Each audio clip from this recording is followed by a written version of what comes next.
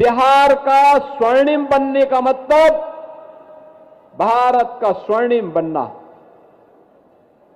बिहार का विकसित बनने का मतलब भारत का विकसित बनना। इसी धरा पर चंद्रगुप्त मौर्य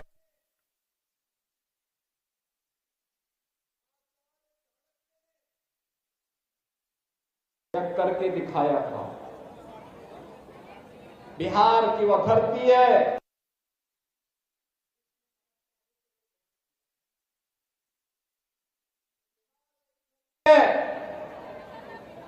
जिस धरा ने 24वें तीर्थंकर भगवान महावीर को जन्म दिया। ये बिहार वही धरा है जहां पर मां जानकी ने जन्म लेकर के साक्षात जगत जननी मां भगवती लक्ष्मी के रूप में जन्म लेकर के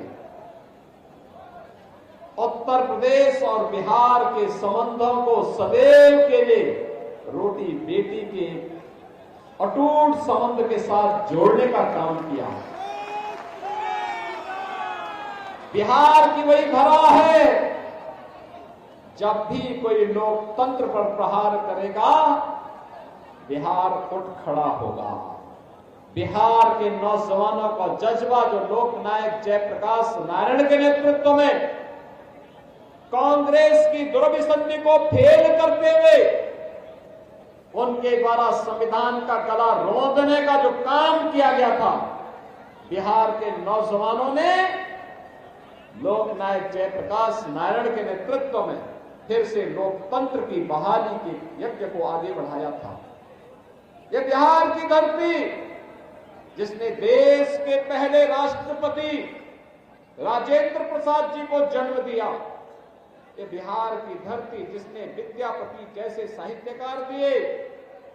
ये बिहार की धरती जिसने मैथिली और भोजपुरी की छठ की परंपरा को वैश्विक मान्यता प्रदान करने वाली शारदा सिन्हा को जन्म दिया। ऐसी पावन धरा को कोटि कोटि नमन करने का कि इच्छा किसकी न हो रही हो। बहनों और भाइयों, उसी परंपरा का निर्वहन करने के लिए मैं आपके बीच आया हूं। मैं बीच में आने वाला था लेकिन समय नहीं मिला, लेकिन मैं आपको धन्यवाद करने के लिए आया हूं। लोकसभा चुनाव में आपने भारतीय जनता पार्टी के वरिष्ठ नेता श्री रविशंकर प्रसाद जी को भारी बहुमत से विजयी बना करके जो कार्य किया है उसके प्रति आप सभी का हृदय से आभार। बहनों और भाइयों, कौन वे लोग थे जो इतनी गौरवशाली परंपरा को जिन लोगों ने पहचान के संकट के दौर से गुजारा था। आज से 20 वर्ष पहले बिहार के सामने क्या हालात पैदा हो गए थे।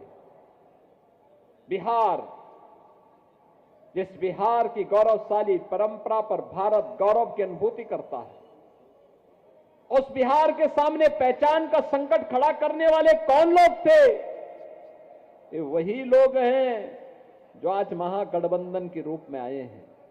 कांग्रेस, आरजेडी और उनके सभी पार्टनर्स। बहनों और भाइयों, ये वही लोग हैं आरजेडी के 1992 से लेकर के 2005 के शासनकाल में इस बिहार के अंदर क्या नहीं हुआ था। बिहार के अंदर जातीय संघर्ष, लगभग 6 दर्जन बड़े जातीय नरसंहार की घटनाएं घटित हुई थी बिहार में।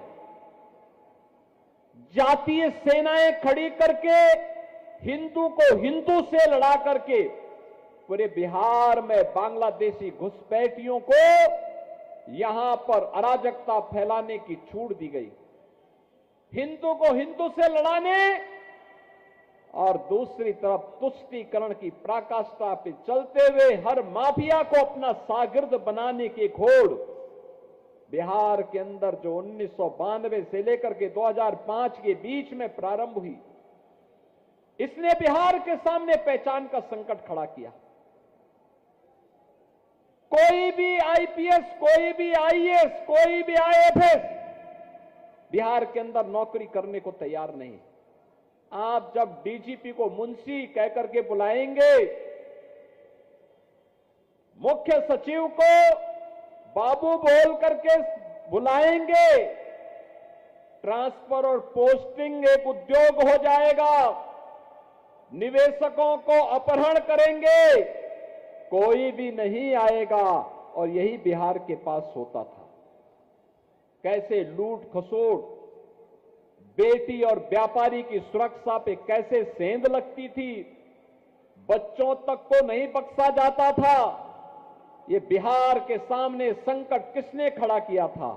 यही आरजेडी है, यही कांग्रेस है जो इस पाप के भागीदार है। और वही एहसास कराने के लिए आज आपके पास आए हैं। आज के बिहार के पास क्या नहीं है? आज तो फिर बिहार अपने स्वर्णिम युग की ओर अग्रसर हुआ है।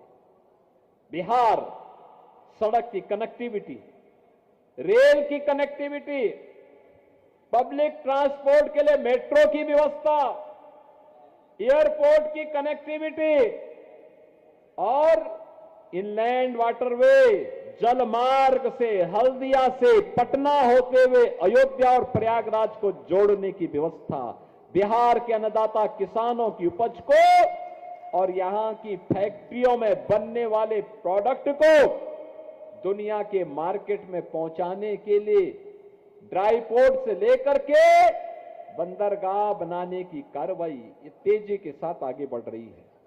आज बिहार एनआईटी है, आईएम है, एम्स है, मेडिकल कॉलेजेस की श्रृंखला है, इंजीनियरिंग कॉलेजेस की श्रृंखला है।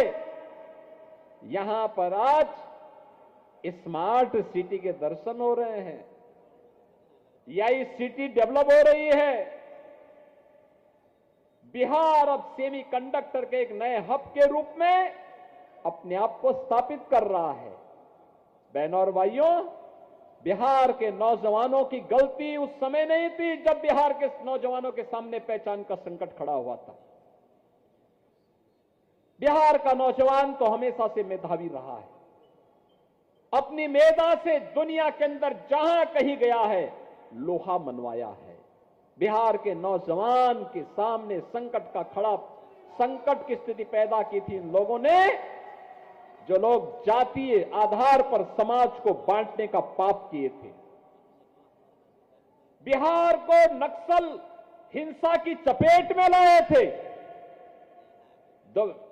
2005 में बिहार ने अंगड़ाई ली, फिर से बिहार खड़ा हुआ और आज बिहार विरासत और विकास के जिस अभियान के साथ आगे बढ़ा है, कल्याणकारी योजनाओं के साथ आगे बढ़ा है, ये नया बिहार है। ये बिहार, जिस बिहार पर आज भारत भी गौरव की अनुभूति करता है। बहनों और भाइयों, याद करिए, हम लोग आए थे पिछले चुनाव के समय और तब हमने कहा था कि अब आपको नारा लगाने की आवश्यकता नहीं पड़ेगी, आपके नारे हम यूपी में हकीकत में बदल डालेंगे। हमने कहा था, उससे पहले हम लोग आते थे, लोग कहते थे रामलला हम आएंगे, मंदिर वहीं बनाएंगे। हमने कहा बनाएंगे नहीं, बन गया राम मंदिर, आज अयोध्या में खड़ा हो गया। अब कोई संदेह है क्या? और जब अयोध्या में रामलला का मंदिर बन गया तो सीतामढ़ी में भी मां जानकी का मंदिर बन रहा है, क्योंकि अयोध्या और बिहार का मिलन तो राम और जानकी के मिलन से ही प्रारंभ होता है। और यह अटूट संबंध हमेशा था, हमेशा रहेगा।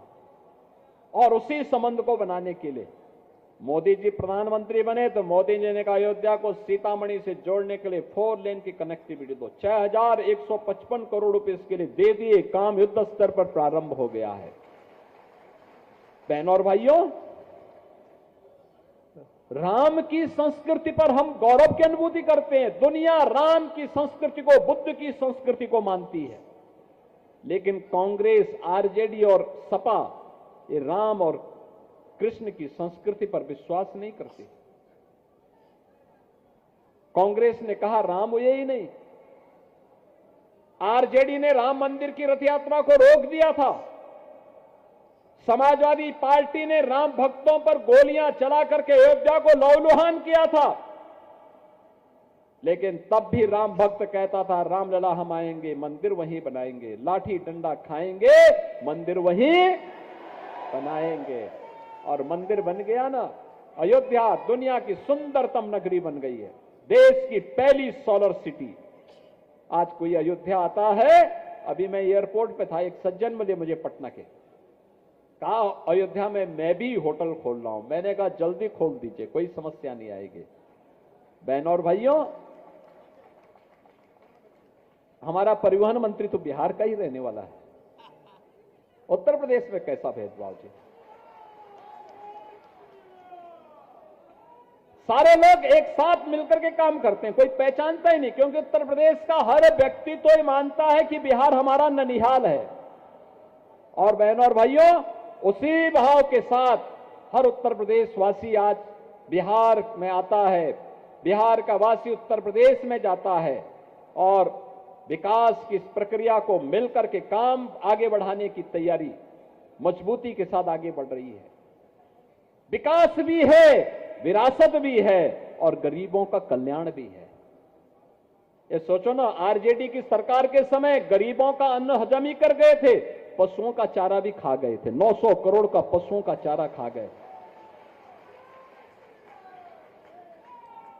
मोदी जी के समय में 80 करोड़ लोगों को फ्री में राशन की सुविधा का लाभ, 80 करोड़ लोगों को।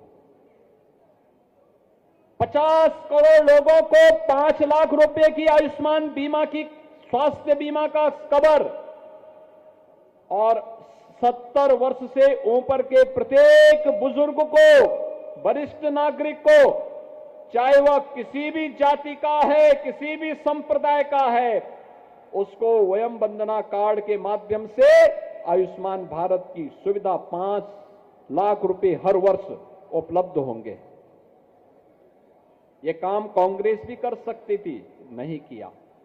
आरजेडी कर सकती थी, नहीं किया, क्योंकि गरीब इनके एजेंडे में कभी नहीं था, कभी नहीं था। महिलाएं इनके एजेंडे में कभी नहीं थी, बुजुर्ग कभी नहीं थे, कभी नहीं थे, और इसीलिए विकास भी नहीं कराते थे।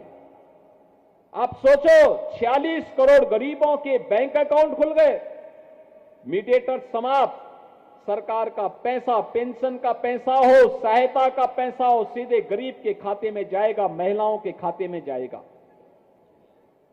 12 करोड़ गरीबों के घर में शौचालय, 10 करोड़ गरीब महिलाओं को रसोई गैस के कनेक्शन, 3 करोड़ गरीबों के घर में बिजली के मुफ्त कनेक्शन, और यही नहीं, 4 करोड़ गरीबों को मकान मिल जाए। बहनों और भाइयों, किसी गरीब को सिर ढकने के लिए, आपने देखा होगा पिछले 5 दिन कितनी बारिश पड़ रही थी। गरीब के सामने संकट खड़ा होता है जब लगातार बारिश पड़ती है। आज उसका समाधान भी मोदी जी ने कर दिया है। डबल इंजन की सरकार समस्या नहीं, समाधान पर बात करती है। आरजेडी कांग्रेस ने समस्या दी थी, इसलिए समस्या की ही चर्चा करती है। और मैं तो इन तीनों के बारे में बोलता हूं, कांग्रेस, सपा और आरजेडी। कभी राष्ट्रपिता महात्मा गांधी ने 3 बंदर दिए थे। बहनों और भाइयों, 3 बंदर थे, उस समय की व्यवस्था को दुरुस्त करने के लिए बापू ने दिए थे। एक, कान से नहीं सुनना है, गलत नहीं सुनना है, गलत नहीं बोलना है और खराब नहीं देखना है। अच्छा देखो, अच्छा सोचो, अच्छा करो। लेकिन आज महागठबंधन के पास 3 बंदर हैं, एक पप्पू के नाम पे, एक टप्पू के नाम पर, एक अप्पू के नाम पे।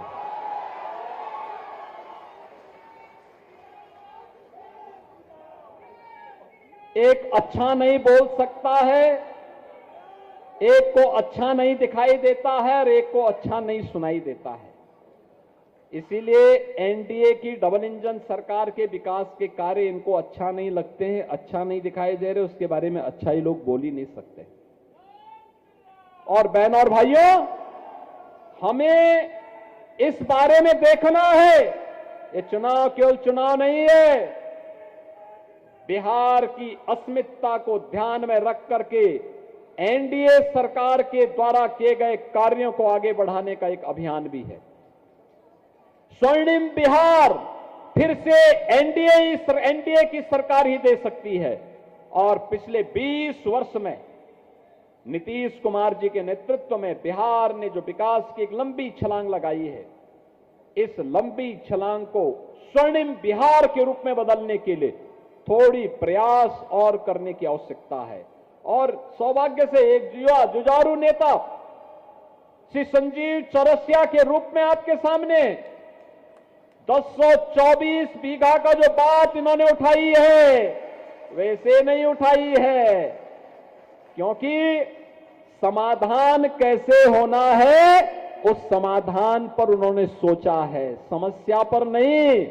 और इसलिए समाधान अंतिम चरणों में चल रहा है। अंतिम चरणों में मान करके चलिए कि एनडीए सरकार बनते ही विद इन 6 मंथ वहां के हर व्यक्ति को वहां का मालिकाना अधिकार मिलने वाला है, वहां का कब्जा मिलने वाला है। क्योंकि संजीव जी ने देखा है उत्तर प्रदेश में ऐसे जितने भी विवादित क्षेत्र बना दिए गए थे, सबका समाधान हो गया है, सबका समाधान कर दिया गया, क्योंकि वहां हम समस्या रहने ही नहीं देते। वहां समस्या, वहां पर पहले अपराध की समस्या थी 2017 के पहले, उसको रोका गया, समाप्त। दंगों की थी, उसको रोका गया। माफिया की थी तो उसके लिए हमने बुलडोजर दे दिया।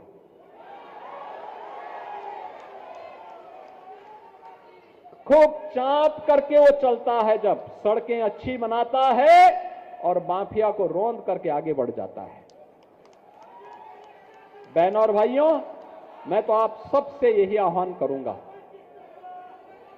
स्वर्णिम बिहार के लिए एनडीए सरकार आवश्यक है, एनडीए की डबल इंजन सरकार आवश्यक है। आप सोचो कितना प्रभाव पड़ता है। मैं एक बार गोरखपुर से दरभंगा जा रहा था, 16 घंटे लगे थे मुझे। आज मैं लखनऊ से दरभंगा सुबह आया हूं, मात्र 45 मिनट में पहुंचा हूं, 45 मिनट में। ये डबल इंजन की स्पीड है, डबल इंजन की स्पीड है। बिहार को घुसपैठियों का धर्मशाला नहीं बनने देना है, बिहार को अराजकता की आग में नहीं धकेलने देना है, बिहार को लूट, अपहरण और किसी भी प्रकार की अराजकता की आग में नहीं झोंकने देना है। और इसको रोकने के लिए एकमात्र आपके पास सहारा है कि डबल इंजन की एनडीए सरकार फिर से बिहार के अंदर स्थापित हो और स्वर्णिम बिहार की परिकल्पना को आत्मनिर्भर और विकसित बिहार के रूप में हम आगे बढ़ाएं। मोदी जी के संकल्पों को, जो विकसित भारत की संकल्पना है, उसको लेकर के हम आगे बढ़ाएं। और इसके लिए बहनों और भाइयों, एनडीए ने कमल चुनाव चिन्ह पर श्री संजीव चौरसिया जी को अपना प्रत्याशी दीघा विधानसभा क्षेत्र में आपके बीच में उतारा है। आप सभी लोग संजीव चौरसिया जी को अपना आशीर्वाद देंगे ना? सभी लोग सहमत हैं? जहां तक मेरी आवाज जा रही है, दोनों हाथ उठा करके आशीर्वाद, दोनों हाथ उठा करके दिया जाता है, दोनों हाथ उठा करके। सभी लोग सहमत है ना? इधर उधर उधर उधर उधर सभी लोग सहमत है ना? सबका आशीर्वाद मिलेगा। लेकिन आशीर्वाद तभी, आज 3 नवंबर हो गई और बहनों और भाइयों, कल चुनाव प्रचार पहले चरण का संपन्न हो चुका होगा। शाम को, कल सायंकाल बंद होगा। आज से, अभी से आपको घर घर जाकर के एक एक मतदाता को बताना पड़ेगा कि जाति पाति पे नहीं, किसी भी अन्यवाद में नहीं। याद करना, दुनिया से कम्युनिज्म समाप्त हो गया है। भारत के यशस्वी गृह मंत्री जी ने कह रखा है 2026 की मार्च तक भारत को नक्सलवाद और माओवाद की समस्या से पूरी तरह समाप्त कर देंगे। तो बिहार में ये माले कहां से आ गया? ये माओवादियों को पनपने मत दीजिए, किसी भी अराजकता को आगे बढ़ने मत दीजिए। ये लोग बढ़ेंगे, माफिया प्रवृत्ति को आगे बढ़ाएंगे, अराजकता पैदा करेंगे, अव्यवस्था पैदा करेंगे, हर एक व्यक्ति के सामने सुरक्षा का संकट खड़ा कर देंगे। कतई नहीं आने देना है। गुमराह करने वाले लोगों से सावधान होइए, नक्कालों से सावधान, और देश के खिलाफ गद्दारी करने वालों से भी सावधान। केवल एक ही हमारा धर्म है, वह है राष्ट्र धर्म, और राष्ट्र धर्म के लिए एनडीए एकमात्र माध्यम है वहां पहुंचने का, उस सेवा को माध्यम बनाने का।